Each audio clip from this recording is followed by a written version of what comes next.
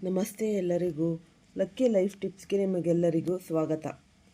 ಕುಂಭರಾಶಿಯವರ ಜೀವನದ ರಹಸ್ಯಗಳು ಮತ್ತು 2030ರವರೆಗಿನ ಈ ಒಂದು ಸುವರ್ಣ ಭವಿಷ್ಯ.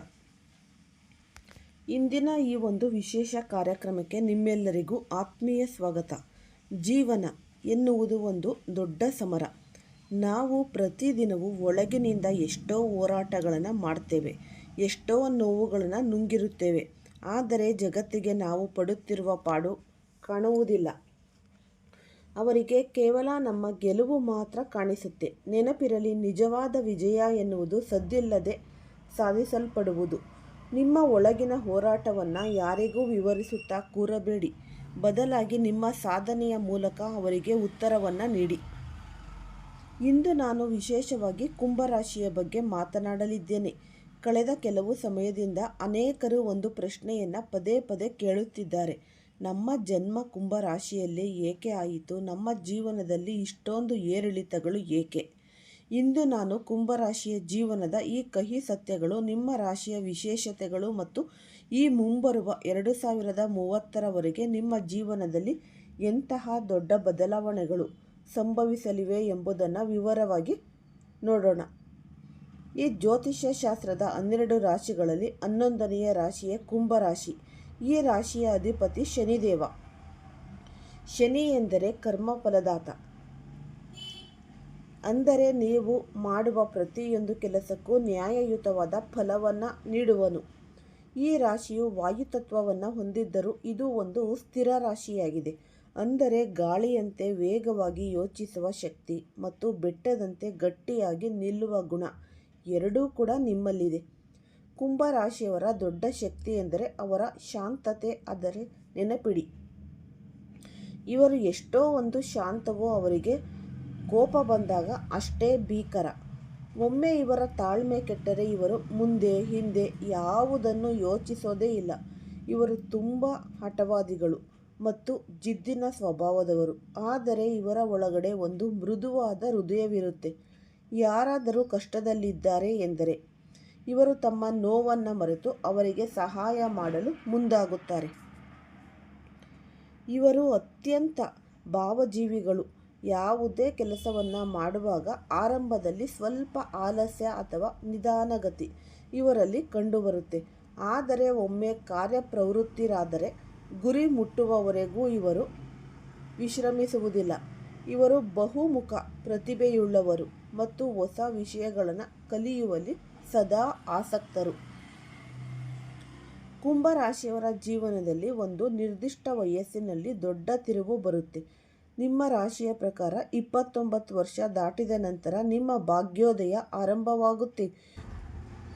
ವಿಶೇಷವಾಗಿ 29ರಿಂದ 34 ವರ್ಷಗಳ ನಡುವಿನ ಅವಧಿಯಲ್ಲಿ ನಿಮ್ಮ ವೃತ್ತಿ ಜೀವನದಲ್ಲಿ ದೊಡ್ಡ ಮಟ್ಟದ ಏಳಿಗೆ, ಬಡ್ತಿ ಅಥವಾ ನೀವು ಕಂಡ ಕನಸುಗಳು ನನಸಾಗುವ ಕಾಲವಾಗಿರುತ್ತೆ.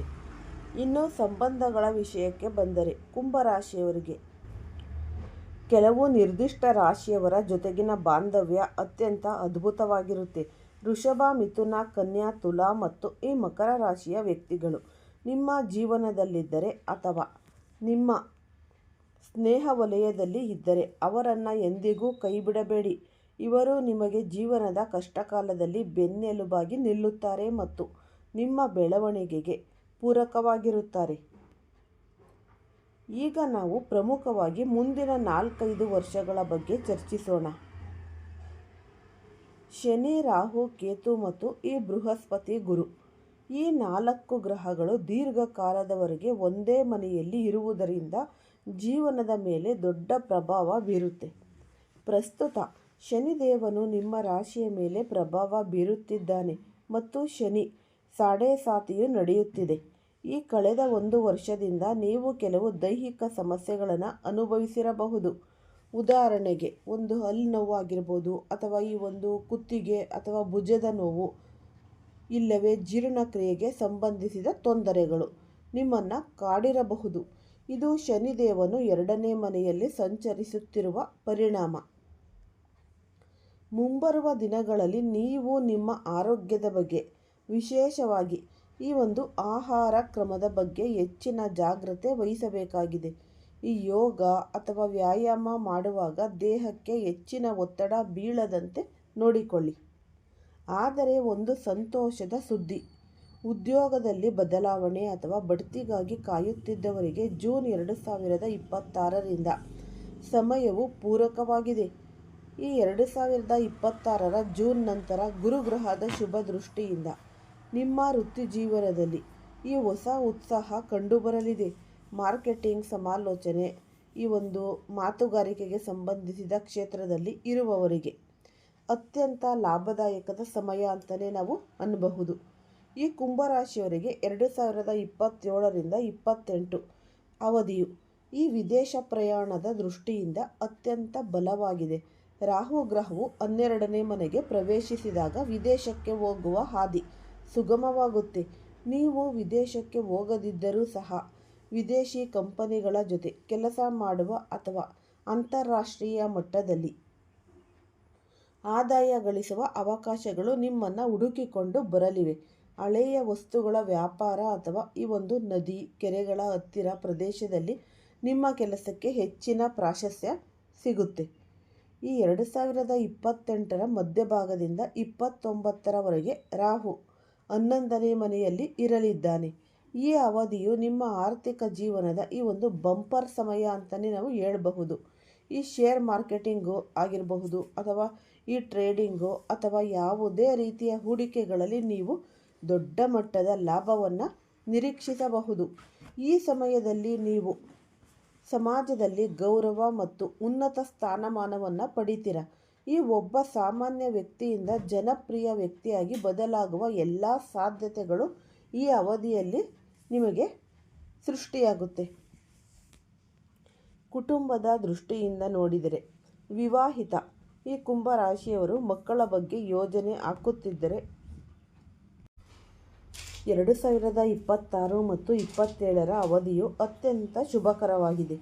ನಿಮ್ಮ ಮನೆಗೆ ಹೊಸ ಅತಿಥಿಯ ಆಗಮನವಾಗುವ ಸಾಧ್ಯತೆ ದಟ್ಟವಾಗಿದೆ. ನಿಮ್ಮ ಜೀವನದಲ್ಲಿನ ಮಾನಸಿಕ ಒತ್ತಡ ಆಗಿರ್ಬೋದು, ನಿದ್ರಾಹೀನತೆ ಅಥವಾ ಅನಗತ್ಯ ಆತಂಕಗಳನ್ನು ದೂರ ಮಾಡಲು ಕೆಲವು ಸರಳ ಪರಿಹಾರಗಳನ್ನು ಪಾಲಿಸುವುದು ಇಲ್ಲಿ ಅತ್ಯಗತ್ಯ. ಶನಿ ಸಾಡೆ ಮುಗಿಯುವ ಹಂತದಲ್ಲಿದ್ದಾಗ ಮೊದಲು ನಿಮ್ಮ ಮನಸ್ಸಿನ ಮೇಲಿನ ಭಾರ ಕಡಿಮೆಯಾಗುತ್ತೆ.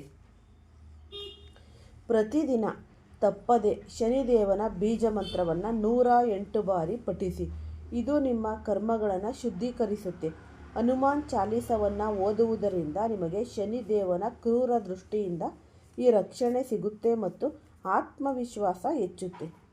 ಶುಕ್ರನ ಪ್ರಭಾವವನ್ನು ಹೆಚ್ಚಿಸಿಕೊಳ್ಳಲು ಶುಕ್ರ ಮಂತ್ರವನ್ನು ಪಠಿಸಿ. ಇದರಿಂದ ಸುಖ ಸೌಲಭ್ಯಗಳು ಹೆಚ್ಚುತ್ತೆ.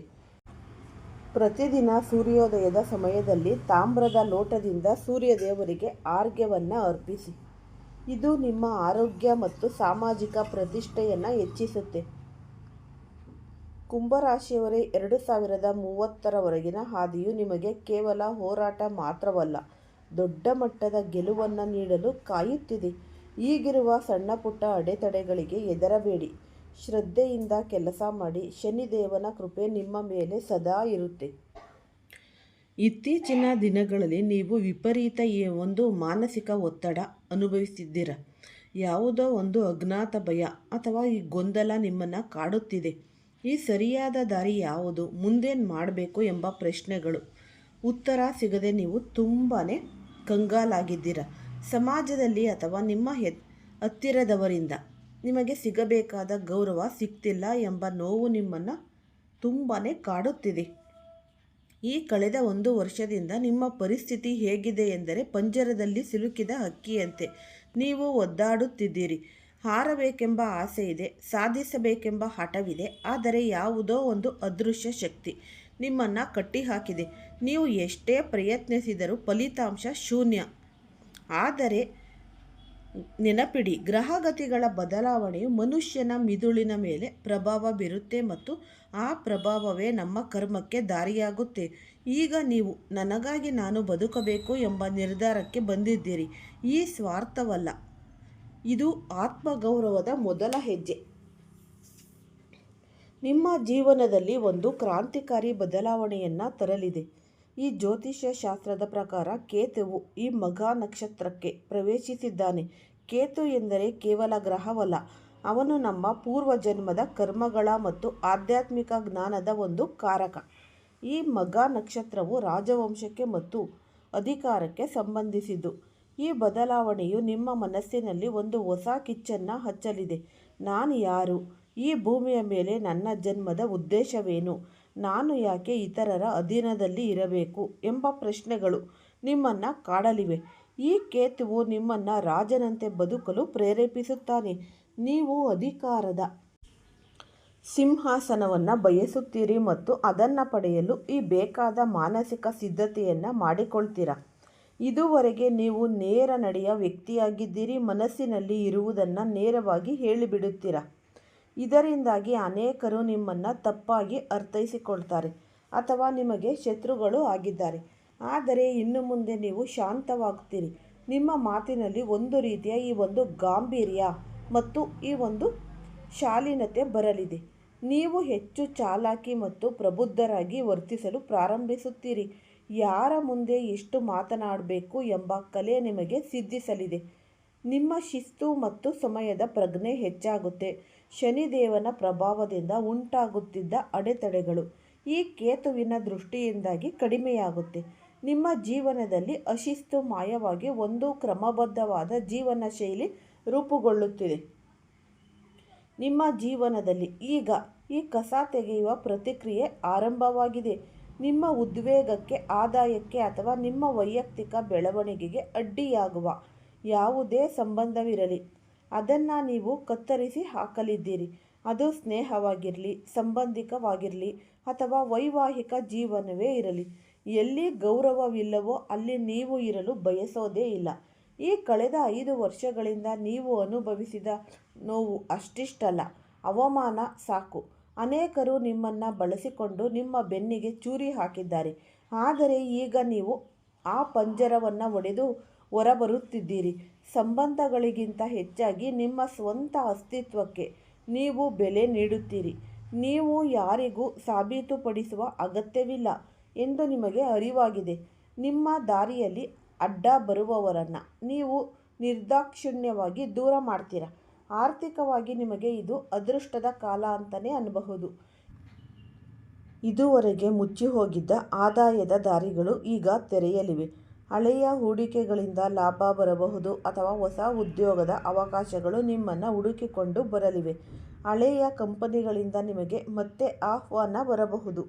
ಈ ವ್ಯಾಪಾರ ಮಾಡುವವರಿಗೆ ದೊಡ್ಡ ಹೂಡಿಕೆದಾರರು ಸಿಗುವ ಸಾಧ್ಯತೆ ಕೂಡ ಇದೆ. ನೀವು ರಾಜಕೀಯ ಅಥವಾ ಆಡಳಿತಾತ್ಮಕ ಕ್ಷೇತ್ರದಲ್ಲಿ ಇದ್ದರೆ ನಿಮ್ಮ ಕೆಳಗೆ ಕೆಲಸ ಮಾಡುವವರ ಮೇಲೆ ನೀವು ಹಿಡಿತ ಸಾಧಿಸುತ್ತೀರಿ. ನಿಮಗೆ ಮೋಸ ಮಾಡುವವರನ್ನು ನೀವು ಗುರುತಿಸಿ ಅವರನ್ನು ಕೆಲಸದಿಂದ ತೆಗೆದುಹಾಕಿ. ಈ ಹೊಸಬರನ್ನು ನೇಮಿಸಿಕೊಳ್ಳುವ ಶಕ್ತಿ ನಿಮಗೆ ಸಿಗಲಿದೆ. ಹಣದ ಮೌಲ್ಯ ಏನೆಂಬುದು ನಿಮಗೆ ಈಗ ಸರಿಯಾಗಿ ಅರ್ಥವಾಗಲಿದೆ. ಭಾವನಾತ್ಮಕವಾಗಿ ಯಾರಿಗೂ ಹಣ ಕೊಡದೆ ವ್ಯಾವಹಾರಿಕವಾಗಿ ಯೋಚಿಸಲು ಆರಂಭಿಸುತ್ತೀರಿ. ಮಾನಸಿಕವಾಗಿ ನೀವು ಒಂದು ಡಿಪ್ರೆಷನ್ ಅಥವಾ ಖಿನ್ನತೆಯಿಂದ ಹೊರಬರ್ತೀರಾ. ನಿಮ್ಮ ಮುಖದ ಮೇಲೆ ಕಾಣಿಸಿಕೊಂಡಿದ್ದ ಆಯಾಸ ಅಥವಾ ಚರ್ಮದ ಸಮಸ್ಯೆಗಳು ಈಗ ನಿಧಾನವಾಗಿ ದೂರವಾಗುತ್ತೆ. ನೀವು ನಿಮ್ಮ ದೈಹಿಕ ಸೌಂದರ್ಯ ಮತ್ತು ಆರೋಗ್ಯದ ಕಡೆ ಹೆಚ್ಚು ಗಮನ ಕೊಡಿ. ಯೋಗ, ವ್ಯಾಯಾಮ ಅಥವಾ ಪ್ರಾಣಾಯಾಮದ ಮೂಲಕ ನಿಮ್ಮನ್ನು ನೀವು ಸುಧಾರಿಸಿಕೊಳ್ಳಿ. ಪ್ರವಾಸಗಳು ನಿಮ್ಮ ಜೀವನದ ಭಾಗವಾಗಲಿವೆ. ಇದುವರೆಗೆ ನೀವು ಒಂದೇ ಕಡೆ ಕುಳಿತು ಬೇಸತ್ತಿದ್ದೀರಿ. ಇನ್ನು ಮುಂದೆ ಸಣ್ಣ ಮತ್ತು ದೊಡ್ಡ ಪ್ರಯಾಣಗಳನ್ನು ಮಾಡುತ್ತೀರಾ. ಇದು ನಿಮ್ಮ ಮನಸ್ಸನ್ನು ಈ ಒಂದು ರಿಫ್ರೆಶ್ ಮಾಡುವುದಲ್ಲದೆ ಹೊಸ ಮಾರುಕಟ್ಟೆ ಮತ್ತು ಜನರ ಪರಿಚಯ ಮಾಡಿಕೊಳ್ಳಲಿದೆ.